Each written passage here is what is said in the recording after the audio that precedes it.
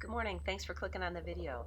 If you're new to the channel, I make videos trying to illustrate what it's like to keep finches. Sometimes it's like getting more finches. No, no, no, not those guys. Those guys are for later. Well, yes, there were some of those guys, but those aren't the guys I was thinking of. Let's just rewind a little bit back to the last video. In the last video, I was just getting started with the fall breeding season, and sort of right in the middle of that, I had 5 or 6 species that were sitting on eggs. We got hit with this thing called a bomb cyclone, which is essentially a hurricane, but in parts of the country where you don't call it a hurricane. The storm itself was ferocious, and we lost power for about 6 days. Although I do have a generator that can run the heat and the light, there was a lot of disruption. There was a lot of work clearing debris, and I lost all of the clutches. Fortunately, no chicks because it was just the fertilized eggs, so it was early in the season. But it was pretty discouraging, and I just had so much cleanup to do that I just decided to abandon the fall breeding season entirely.